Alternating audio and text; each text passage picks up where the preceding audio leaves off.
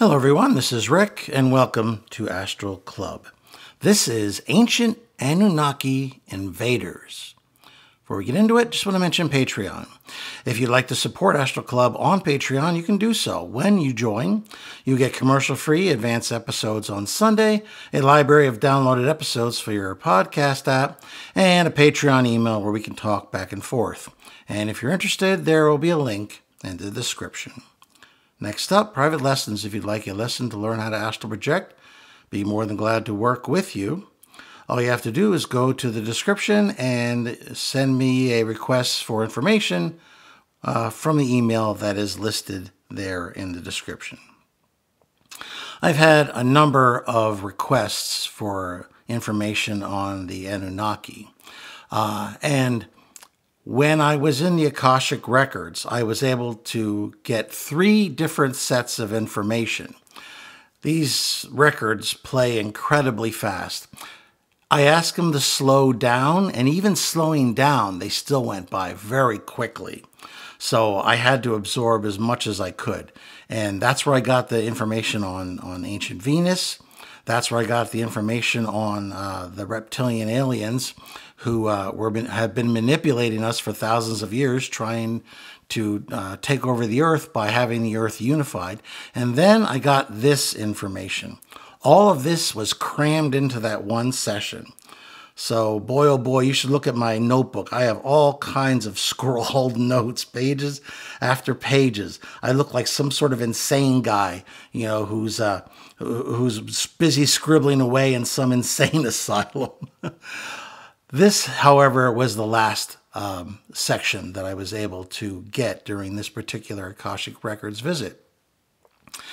And I asked for, was there more ancient information or ancient examples of aliens who came to our planet Earth and interacted with our planet, interacted with humans.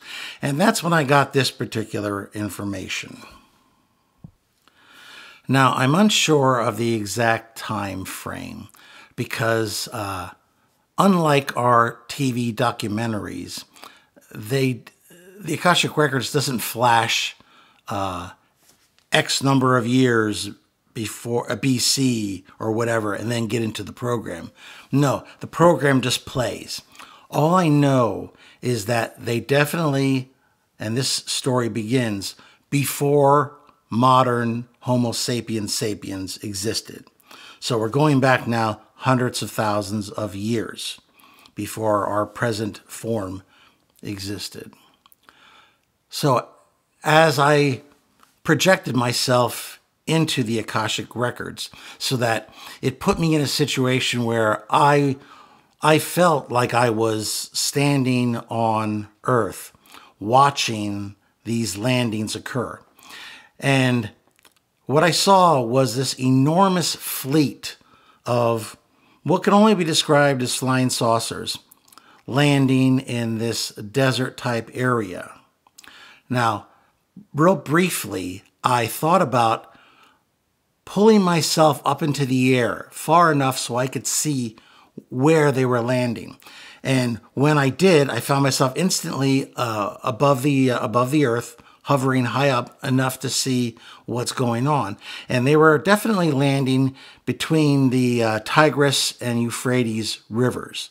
So then I went back down to the ground again and watched this fleet. Now, they didn't immediately land. And let me describe the craft, because whoever these people are, they have a sense of style. I mean, our spacecraft are pretty boring. They're really functional, but there's no personality to them. These craft had personality. First of all, they were a bronze color. And surrounding the perimeter in the middle of the saucer, because it was like a typical saucer, it really was. I know it sounds hacky, but that's what it was. They had these huge metal animal heads.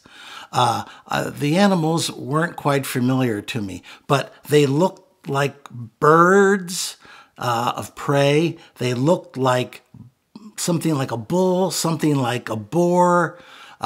They were definitely, you could tell these were animals of prey. And they had these bronze heads jutting out from the center of all of these different crafts. And each one had a little bit of a different design to it from the standpoint of what kind of heads that they had around them, which I thought that was kind of cool. I mean, why can't we have some style in our spacecraft? Why does it have to be just, just plain serviceable? Why can't there be some flair, some panache, if you will? As I was watching, there was these blue beams that came down from each of these craft, and there were hundreds of them. I couldn't even count them all. And these figures that descended onto the Earth were extremely interesting. They looked like humanoids, 2 arms and 2 legs, although I did notice that they each had 6 fingers on their hands. But I couldn't see their faces because they were wearing masks, or I guess helmets is a better word for it. But they weren't the kind of boring helmets that we have. They were about twice the size of a human. Because I remember I was standing there and they looked like they towered over me. So I'd say they're probably around twice the size of a human, which is what, around 12 feet and whatever that is in meters.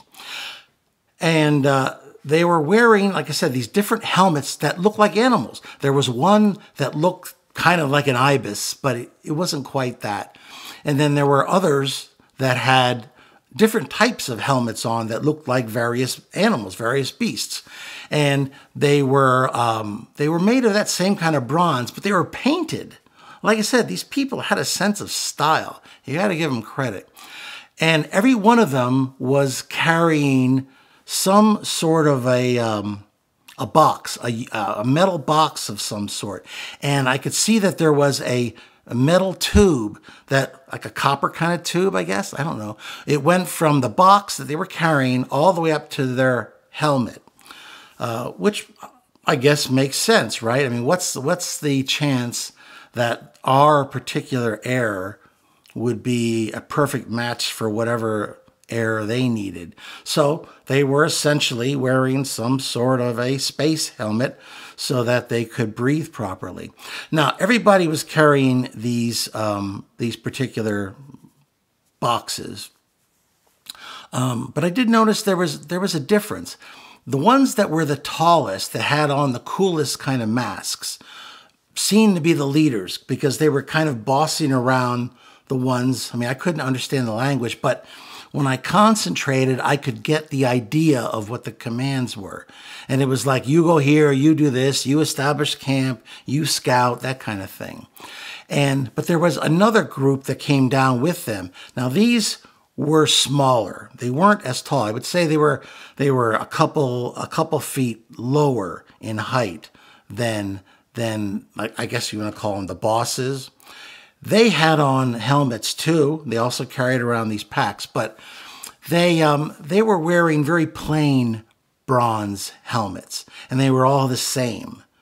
And it was a humanoid type helmet on that. It was also bronze, but they were all the same. So it seemed to me that there was 2 classes. There was an officer class, if you want to use that term from my military history, and then there seemed to be an enlisted class that was doing the different work and doing the bidding of these particular creatures. As I advanced forward, I could see that they had built a city, like a spaceport, somewhere between the Tigris and Euphrates rivers, and that they were busily, I think, mining the Persian Gulf. They had these gigantic machines that were inside of the Persian Gulf. I could see that there was a portion of the machine that was above the water, and there was a huge portion of the machine that was beneath the water. And the water was churning and churning and churning. And at first I was just staring, wondering what the heck all these machines were doing, because there were hundreds of them.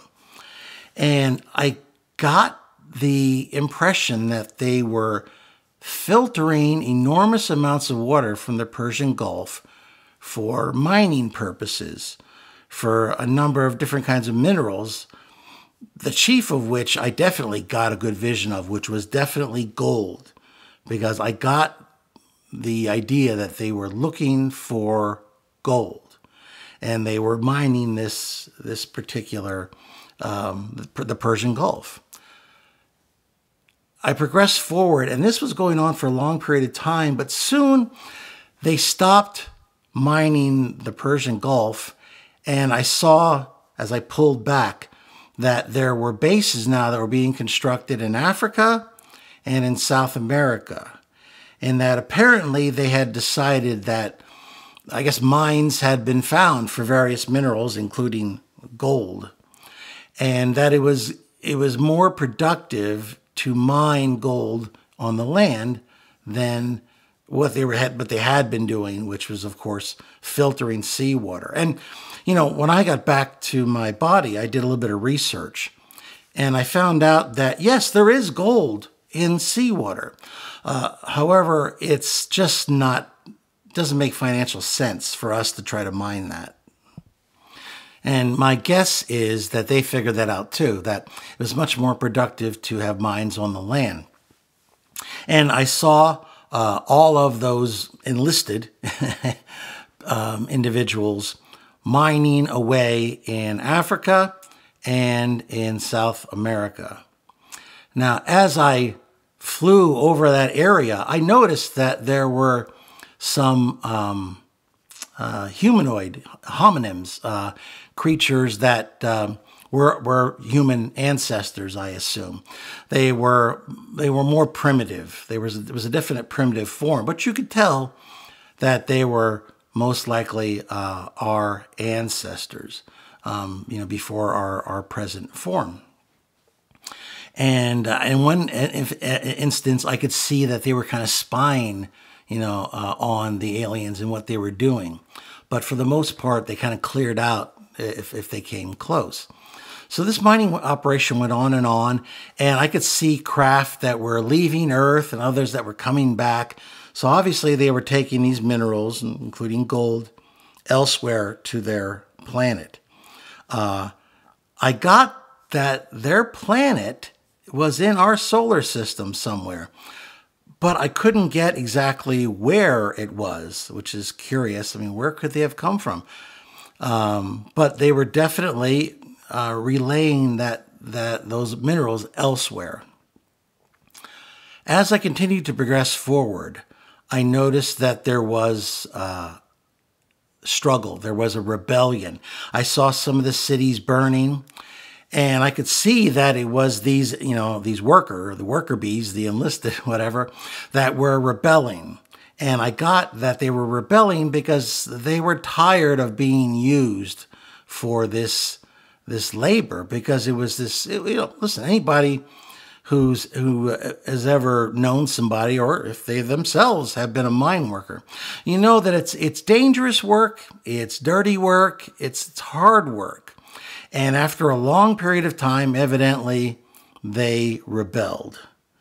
And I got that the aliens decided that they were going to make a new being, or they were going to mutate a being such that they could use them as workers, as slaves.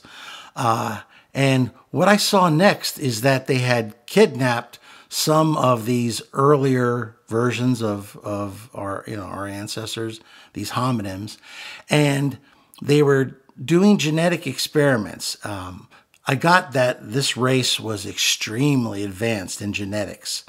They are probably light years ahead of even where we are right now.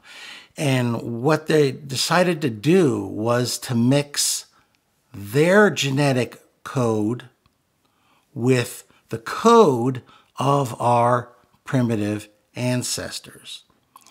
And there was some trial and error going on. And there were some beings that were born that were hideous, and they had to destroy them. There was even some other experiments that they did that were a little bit wilder, where I saw them mix the DNA of some bird species, some other predators like lions and other types of creatures. They mixed with these hominins' DNA, creating these half human, half monsters. Some with wings, some with the heads of animals and the bodies of a human, and some of these things they just allowed to run loose. They didn't destroy them. And I'm wondering if maybe these creatures were some of the sources of legends that would later on pass down the millennia to humans, where we would picture things like minotaurs and chimeras and a variety of other creatures, Pegasus, whatever. Well, maybe not Pegasus, but like flying humans, that kind of stuff. If you go back to ancient Greek mythology, you'll find all kinds of half-human things running around, and I wonder if perhaps these were the source of those legends, or maybe they even survived. Wow. But eventually they hit upon the right balance. A being that is essentially what I saw was the body of Homo sapiens sapiens, of what we are today. We are a mixture of that primitive ape human and these creatures, which I later on find out were I believe were the Anunnaki. So they decided to use this creature as a slave to mine the minerals for them, to go into the mines and to mine the gold. So we were created for that purpose. Now, at first, our lifespan was very long because these aliens, these Anunnaki, had very long lifespans, virtually immortal from our standpoint. And when they mixed their DNA with ours, it also guaranteed the humans very long lifespans. But eventually they decided that wasn't a good idea. So they manipulated the genetic code again, and they changed it so that we'd be capped off at around 100 Earth years, because it wasn't in their interest to have these very long-lived humans. I guess they probably thought that perhaps they would get too smart, and you don't want your slaves to get too smart. So they manipulated that, and they manipulated the intelligence so that we'd be smart enough to follow orders and to worship them and do as we're told and to do the mining, but not too smart that we'd end up, trying to overthrow them. So I saw this continue for a period of time, and then they left. For whatever reason, they left our planet. I had some sort of an inkling that there was some sort of a disaster coming. And that's why they left. But I really don't know. Because it was at that time that I felt myself being pulled back to my body. So I hope you benefited from that. If you enjoyed it, please hit the like button. Share it with those of like minds. Subscribe if you haven't already. And please, questions and comments, any more information that you'd like to know that perhaps I forgot to share here and I can help you with. Or if you have any input, I'd be very much interested in your in your statements and what you've got to say. At any rate, this is Rick, and I will see you on the astral plane.